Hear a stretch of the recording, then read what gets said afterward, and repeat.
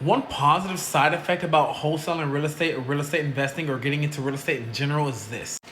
Even if you don't make a penny, but you dive all in, you want to learn, you give offers, you learn to look at timelines and different types of levers to pull to create urgency with sellers.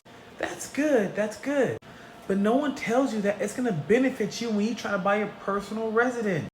You're going to be able to see different timelines when you're looking for your personal residence. You're going to know that you can do seller finance, you can do creative finance, you can assume a loan. For me and my wife, when we bought our house, I saw the last time that the seller had sold their property was a little bit over a year ago, and they tried to sell their house priced at a little bit more than they bought it for. The home wasn't selling, which means they weren't taking offers, which means they didn't have enough equity to sell their home with an agent and the buyer's agent and pay everybody out.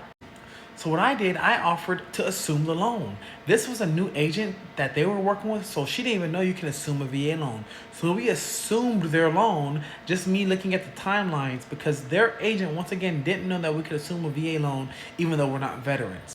And that was a win-win for everybody because the agent also represented us because I knew not to sign with an agent immediately when I'm buying my personal residence because I could also have the listing agent represent both parties and a couple other factors. But I only knew those things because I'm in real estate.